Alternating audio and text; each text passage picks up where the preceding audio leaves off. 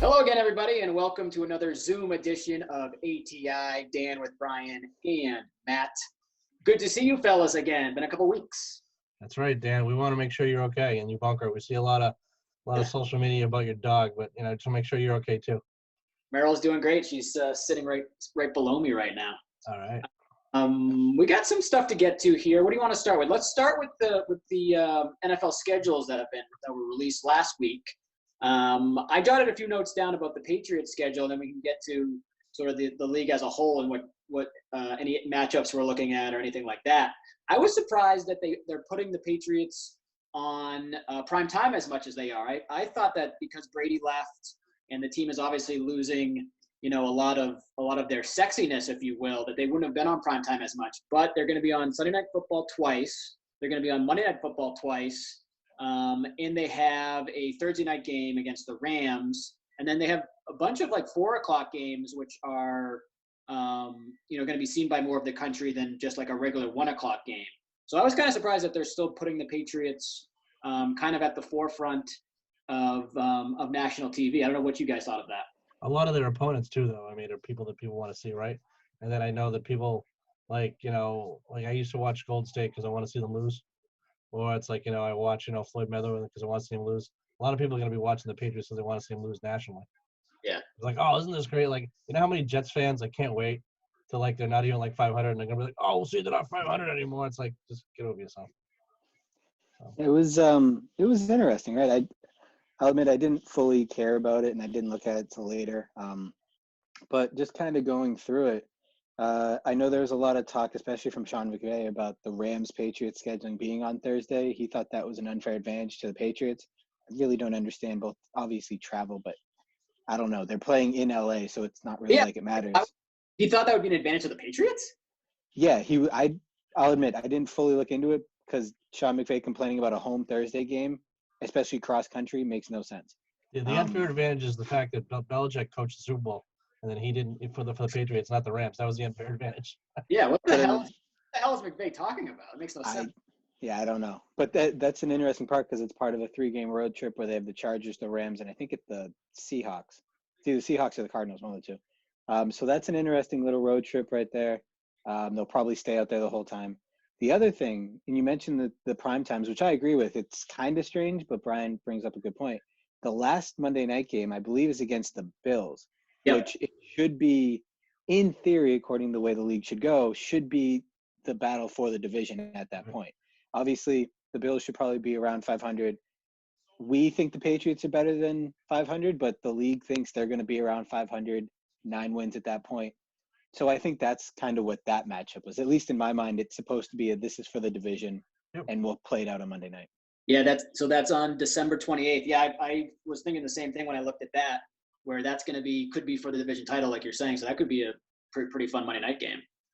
Yeah, and then I think the rest of them, the Sunday ones always scare me because it all depends on how the season's going. Games can be flexed in, flexed out. I think one of them's early in the year though. But yeah, they play the Seahawks. I guess it's week 2, September 20th on Sunday night. Yeah, so I don't know. As the Patriots have probably always said, we'll play you in a parking lot in the middle of Nova Scotia if it really is. That's where you want to play it. So I don't think the Patriots will ever care. Bill Belichick won't know who he's playing till the week of, and we're on to Cincinnati. Exactly. I didn't really look around at anyone else's schedule really besides the Patriots. Was there anything of note that jumped out to either of you? I don't know if you guys looked at it any further than I did. The one thing kind of wrapping to the Patriots, I believe it's not till week 15. It's either week 15 or 16. Buccaneers and Patriots never play at the same time until 15, 16. So that's an interesting one. Then obviously with the whole COVID issue, the league said they set up the schedule so that bye weeks match up and that opponents kind of are allowed for flexibility for I think up to 2 months. What do you mean? So if the season had to be delayed in starting, teams have matched up bye weeks so that they can go and be pushed off to, say, the bye week. I think it's week 2 teams have the same bye week. And then obviously the divisional opponents in there can be rearranged and moved around. So that was the interesting part, that they've always had the options to make these things happen. They just haven't done it before because they haven't been forced to. That was my interesting part. Then they've already made provisions to have fake fans in the stands. I heard today. And then the other thing they're gonna have piped in noise like they do in Indianapolis, like already, like ready to go. The Colts are already prepared to do that. They've got a history. Hey, as long as we can't hear Joe Buck, so that's all I care about. Just don't hear Joe Buck. The Raiders are sold out for the year. They're the only team in the NFL that's sold out every single ticket. The secondary market, the tickets up to $500 a piece. And they have a really easy schedule. Usually, for whatever reason, travel-wise, kind of like how the Seattle Mariners on the top right corner, or the top left corner, they always had to travel more. The Raiders are, because they moved east, they're a little more centrally located. So it cut down on the travel a lot. So their schedule will be a lot easier. And also because Denver isn't as good. Basically, it's Kansas City and Baltimore, and then the West is for the Raiders. It's not as bad. So I mean, depending on how good the Chargers are, and then Broncos are kind of eh. So it helps them out a lot. It's kind of like when they go, well, how hard is the Patriots schedule? If the other guys in their division aren't as good, then their schedule is better. But like a team like probably Baltimore, or I bet you the Steelers have like a tough schedule. Like a lot of those AFC teams that are in the Central. But who has the toughest schedule? Did they say? Patriots. Patriots have the toughest schedule, which is interesting, obviously, because we get the Jimmy G game. That'll be fun. That's because of that, and then because they think the Bills are good. Yeah, Dan, what'd you say? No, you said the Jimmy G. I circled the Jimmy G game. That's October 28th in Foxborough. I think it's a 4:00 game. That'll be a big. I mean, obviously, that's going to be much anticipated by Patriots fans to see the team take on Garoppolo. And the other NFC West teams too. So that's a lot of good teams they're going to play. Yeah, and then are they the AFC South or AFC? No, they're the AFC West, aren't they? I think. Yeah, so that you have the Seahawks as well, the Rams. You get the Chiefs. You get Chiefs, Broncos, Chargers. Insert fourth team, Raiders. Well, yeah. Are they playing at Vegas? No. They're playing at Foxborough. Yeah. Yeah, but the Patriots are playing at Kansas City, so I'm trying to arrange a barbecue trip with Jason. We're trying to figure that out because the Kansas City barbecue it's legendary. I mean, it's probably the best in the country. So if we can try and go down there, hopefully it's a good game. Hopefully it's not like I remember back in the day, if you wanted to see the Patriots on the cheap, you could always go to Buffalo, because after week 4 or 5 they'd be out of it, and you could get the tickets for almost free. And then all of a sudden Buffalo started to get good. Like this year, it's going to be a lot. Probably won't happen, but I hope that especially when you go to a visiting stadium, you don't want your team to suck. It's a really awkward feeling, and you're like, oh, you're a Patriots fan, huh? Okay, yeah, you guys are 0-5, and your quarterback's out for the year, and one of those stories. So hopefully it won't be too bad, but it just should be a lot of fun. Yeah, so we'll see. Obviously, we'll see what actually happens as far as will fans even be allowed to be there. But the NFL is going to try everything that they can possibly think of to make sure there's football, I think. Absolutely. There's too much money to be lost. I think the television deals are all set. I don't know about tickets. I know we'll get to baseball in a second, but they're telling the season ticket holders just wait. So the Red Sox have everybody's money right now, and I imagine it's like that with football as well. So I don't even know about hockey. Let's turn to baseball. But what's the latest that we know right now about? Because there's a lot of speculation that July 4th maybe could be where the season starts. But as usual, there's different reports, different rumors. But it looks like July could be it. Florida and Arizona, I believe, opened up, I think, this weekend. As far as they said, listen, if you have a professional team and you need to practice, come here. If there's an issue with your facility, we'll make it work. And I believe they want to start in July. They'll have an 80-game season. You'll pretty much play like the NL East will play the American League East and vice versa. They want to cut travel down. And then they also are going to truncate statistics for arbitration. So if a guy hits 20 home runs, they'll double everything. So they go, because they'll go, okay, well, arbitration, you only had 50 RBIs, so last year you had 100, so you don't get a raise. Well, they'll take that 50, they'll multiply it by 2, and they'll go, okay, you had 100 RBIs, or you had 50 steals, you had 200 strikeouts, or whatever you had. It's helped out a few guys. I know Verdugo is going to be healthy if he plays. I read today though that Judge still won't be healthy. So he had some serious rib issues. I guess the blood flow to his ribs, it's not healing how it should. So he's not even going to be ready for the season. He's been out a while. He was out in the London series for a little bit, I believe. He was still hurt then. So, but the big issue is revenue sharing right now, and they want to do a 50-50 split. and the players, Blake SNell on Tampa Bay, which if he doesn't pitch, that'd be great for the AL East teams because I mean he's a former Cy Award winner. He said, "I'm only going to get $3.5 million. It's not worth my time." And I mean that's really a bad look for a lot of people that are out of work right now. So if you want to get fans in the game and you want to kind of sympathize with people, that's the wrong thing to say. So the agents came out today and said, well, that's just how he feels, but Major League Baseball as a whole, that's not how we feel. So they were pretty good to jump on that because if you have that attitude, you're not going to have a lot of sympathy at all. Well, I think, in all honesty, I think almost the exact opposite. I think a lot of baseball players that are coming out have that same Blake Snell opinion in that they want to get paid for at least their half of the season, right? If you're getting paid $20 million, they want at least 10. And obviously the owners want less because they're not going to get the revenue from the ticket sales. And that's where they supposed to make all their money, right? Which I get it. You have a 4-hour-long baseball game. You're selling 5 million beers. You're selling 5 million hot dogs. I get that.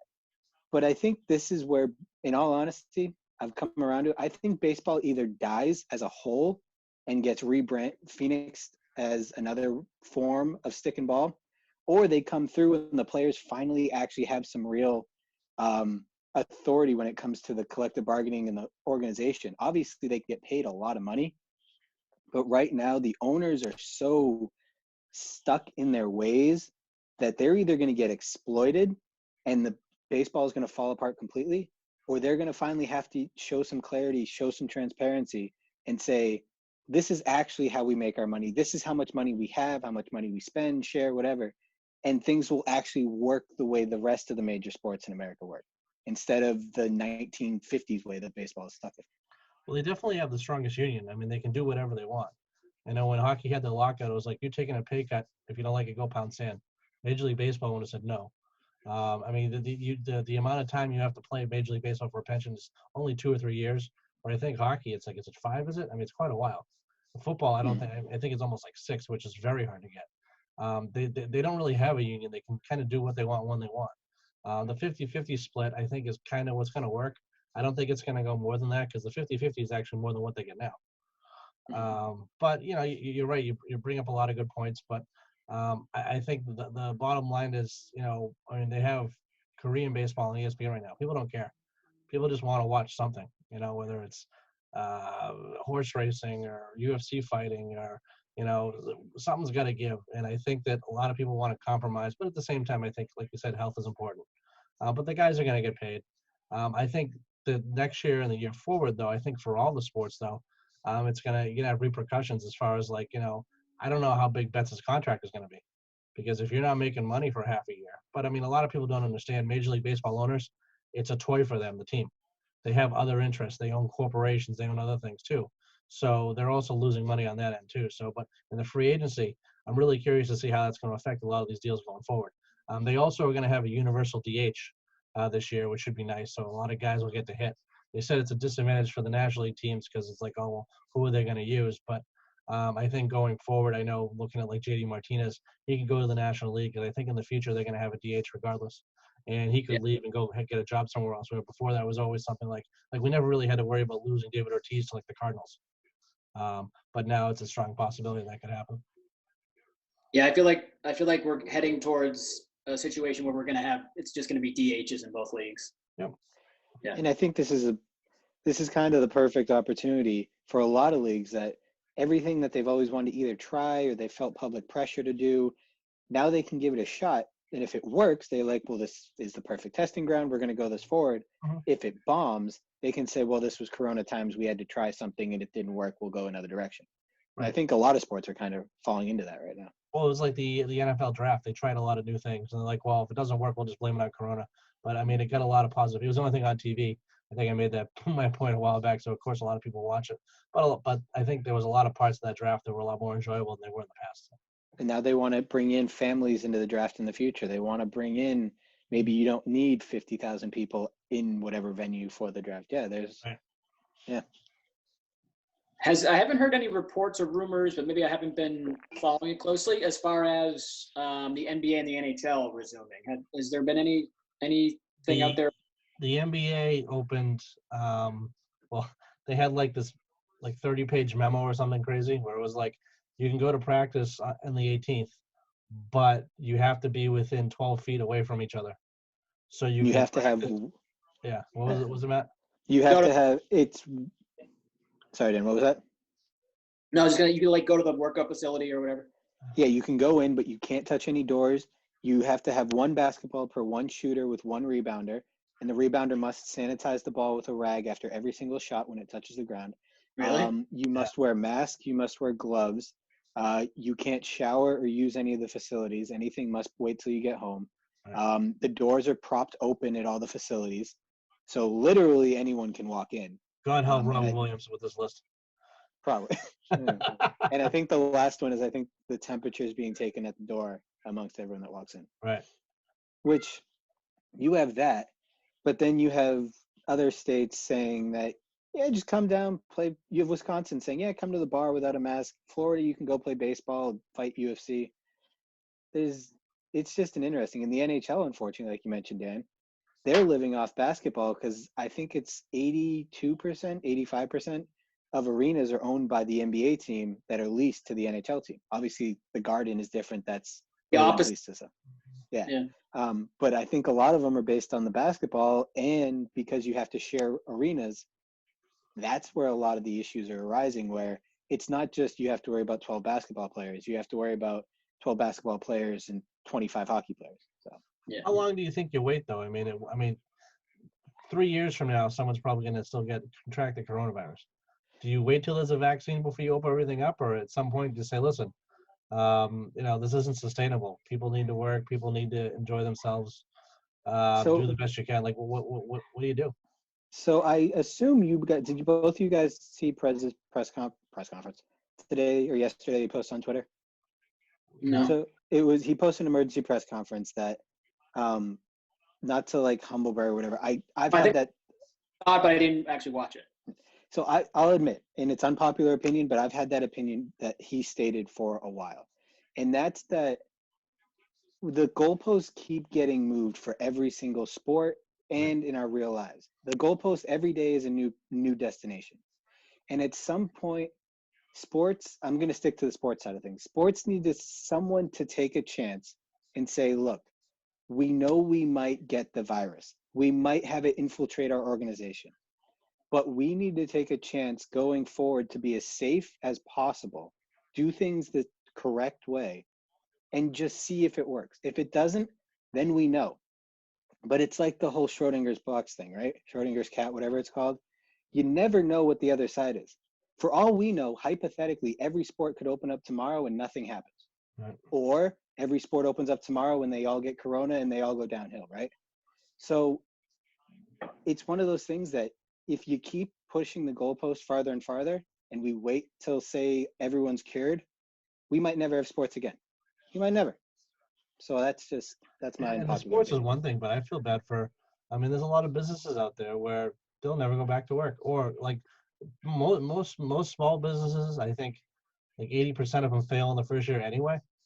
The ones that have actually stuck it out and have survived for 20, 30, 40 years, local bars, restaurants, whatever the story is, those businesses are closed right now.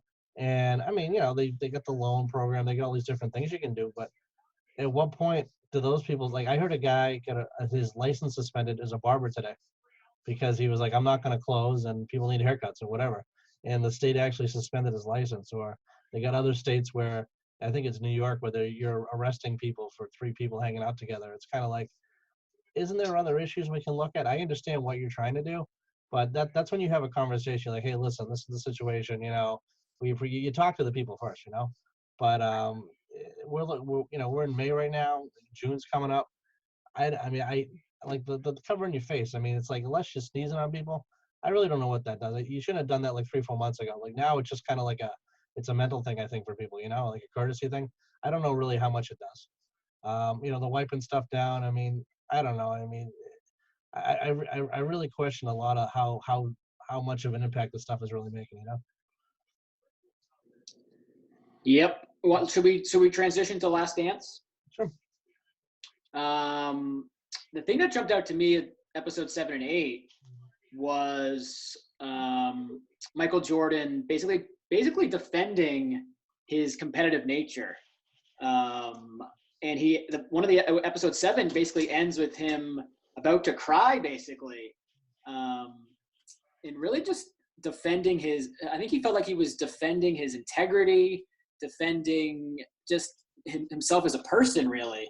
And that was really impactful, I thought. What did you guys think of that? The finished episode 7, where he says what he says, and he says break, and then he just gets off. I thought that was a perfect way to transition into episode 8, and I think it really wrapped up everything that I never pictured it that way, but obviously I didn't watch him as much as like say older generations, because he was obviously on the cusp, me being born in 93. He was mid greatness. But I really liked that he was just himself. Obviously, there's all the talk about how much is he framing to make him look good, making him not look good because it's his production company. But I think in that moment, and I think that's why his eyes are so red in so many of the other shots, is because that was supposedly only 45 minutes into their first recording when he had that kind of emotional stance, according to the director. So I think it set the tone, and that's what really makes the rest of this great. Obviously, we didn't see it till episode 7, but according to the director, it really set the tone for this is how the documentary is going to go. That's interesting. Yeah, I think that the way he is, that's how he gets motivated. If there's no challenge, it's kind of like he doesn't really care. But like I don't know, I'm still under the camp where it was 18-month suspension for gambling. Where they had an envelope there with a bend in it that was cold when Patrick Ewing went to the Knicks.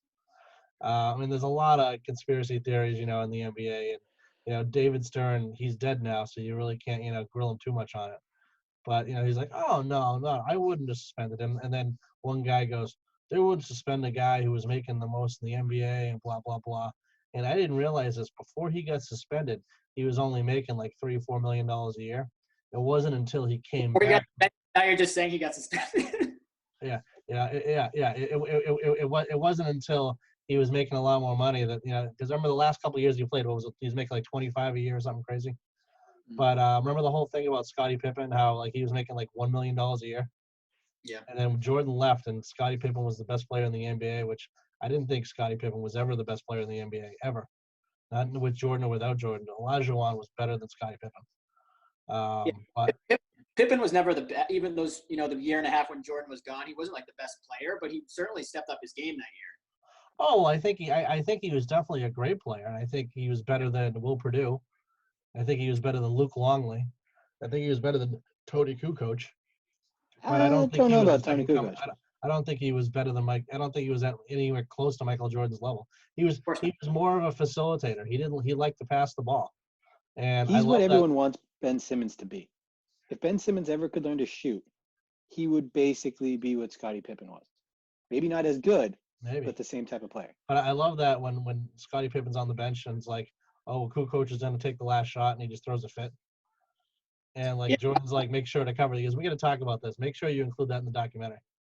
Yeah, that was. And there's really no way for anyone to defend Scottie Pippen or for Scottie Pippen to defend himself. Yeah, he's like, I would do the same thing again. Absolutely. It's like, no, you wouldn't. No, you wouldn't. It's like Isaiah Thomas being a complete jackass, and how he got basically blacklisted from the '92 Olympic team because he's a complete moron and he's completely ridiculous. Everything he touches turns to shit. So it's what's up? No, I was going to say what I found interesting about the Scottie Pippen thing, because I knew that story about him refusing to go in the game because Phil Jackson was going to drop the play for Tony Kukoc. But what was interesting was sort of the reaction from the team after it happened, where they were all so emotional because it was so unlike Scottie, because it seems like Scottie was really, really popular in that locker room. And when he did that, it was out of character, and it really affected everybody. I found that to be interesting. Yeah, well, I think the way it works is it's kind of like, they're talking to Jed Bushler and all these stiffs that like nobody even did. Like who are these guys again? I think even when Jordan comes back, he's like, all these guys like Steve Kerr pounding their chest like, yeah, we're world champions. He's like, you guys didn't do a damn thing. You just sat on the bench for those first 3 championships, and now you're walking around like, oh, I got rings. So I just thought that was kind of funny. And some of those guys that Jordan was talking about, weren't even on the first three-peat. So Jordan was basically offended and basically saying, like, you guys weren't even a part of those championships. Why are you acting like that? Right. Yeah. I mean, Jordan's a real competitive guy, and Steve Kerr tries to come off like he's a competitive guy, and I guess he punched him in the face, and then they apologized or whatever. But I don't know. I got a kick out of it. Did you hear this whole thing about Luke Longley? How like him and Jordan hate each other, and how like that they go, oh, well, we were going to interview you, but we couldn't afford to fly to Australia to talk to you. So like they don't talk to him at all during the entire documentary. And I guess he's like, yeah, they asked Luke Longley what he thought. He's like, oh, Jordan was an asshole. I hated playing with him. He was a prima donna, and it was like, he was a good player, but we probably couldn't have won without him. And it's like, what? I don't think so. Well, that's the thing of all this. Everyone's going to have their own opinion. Everyone that never saw Jordan play is going to have an opinion. Social media is going to blow up with 17 million different opinions. The thing is Michael Jordan won 3 titles in a row, carrying a team. He then took 2 years off, say what you will, suspension, wanted to play baseball, whatever, say what you will. Then came back and picked up right where he left off. And he might have been an ass on the court. He might have been terrible in the gym. He said things that if he said nowadays to teammates when practicing, he'd probably get suspended or kicked out of the league. There's a chance. But like the video said at the end, and people kind of seem to forget, he was always the first to do something if he wanted someone else to do it. He was always the first to back up his words with his play. He was always the first one to pick your teammate up when it needed it. And he won 3 championships in a row twice. I think people sometimes forget that you're getting paid to be a professional athlete. You're not being paid to be best friends with everyone. You're not being paid to be a nice guy. You're paid to get rings and titles. Michael Jordan said, I don't care about anyone else while I'm playing. I'm getting rings, and I did. And I think that's entertaining. And I like how in the documentary as he's talking about sort of his mindset, how competitive he is, how he acknowledges I could be a jerk, but I was doing it because I wanted to win. I liked how the documentary puts in all of the shots of the Bulls celebrating, like popping champagne and parades and everything as he's saying that, because I think it was really perfect B-roll to be playing as Jordan's talking about that, because yeah, he was a jerk, he was a jackass to everybody, but the reason he was to win, and they won more than anybody else. You guys watch the ones that are MA, right? The ones that with the adult language in them. There are other ones. I'm curious if ESPN took out like some of the shots where he's like swinging a bat, smoking a cigar pregame. I don't think so. That was in the mature version. Yeah, but I'm wondering if ESPN took it out of the other one, the non-mature version, because it was smoking. Like I don't think you can actually smoke on television now anymore, unless it's rated like for standard viewing. Like if it was like a noon program where they like blur it out or whatever. I don't think you can do that anymore. So because like I remember there's one shot where he's swinging a bat, smoking a cigar, in the locker room, drinking a beer, and he's talking. It's like 1 o'clock before a game. It's like all right, before a game, not even after the game. It's before a game. It might have been after the game. I don't know. That was probably one of my favorite scenes because I'm like, he's just chilling here, like does not care. I mean, yeah. And he was like, I'm probably gonna go drop 50 tonight. Or they replayed the scene a couple times. It's in the trailer.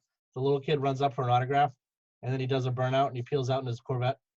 Does it like the light turns green? So he waits, signs the autograph. You see the hands come out of the car, and then he takes off. So there's a lot of cool scenes like that I noticed. What's that? Oh, sorry, Brian. I was just gonna say I'm interested for the finale.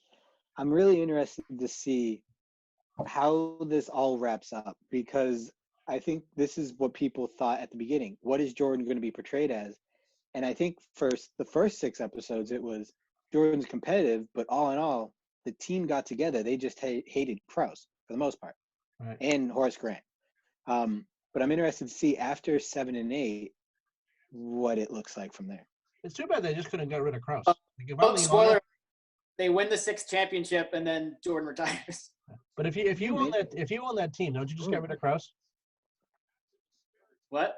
If you're Jerry Reinsdorf, right? Don't you just get rid of Krause? Yeah, get rid of Krause. I want to keep winning championships. Get out of here. Yeah, and then why keep him? Like, what did he have dirt on him? Like, what was his reasoning? Well, the thing is he stayed till 2003 too, and that team was after Jordan left. Oh God, that was. Yeah. Is that when they drafted Eddie Curry and all those other stiffs? I think Eddie Curry was 01, 02, yeah. But I mean, they were pretty rough. I know we're running out of time here, but I want to ask this question because I saw it online. Krause might be the worst man manager of GMs in the history of sport. Pippen hated him. Jackson kind of hated him. Jordan hated him. But they came to work every day and they played for each other. Nowadays, if the coach doesn't show up wearing the color pants you like, players start getting their agents on the phone, hold out, and get traded. Do you think what would happen if like a Jerry Krause situation happened today? Do you think he would even have a job for more than 30 seconds? One guy would be talking about shopping for the groceries, and the other guy would be talking about, calling Terry Glenn a woman, and it'd be this big story. That's never happened though, so we have no idea what would happen if that ever came about.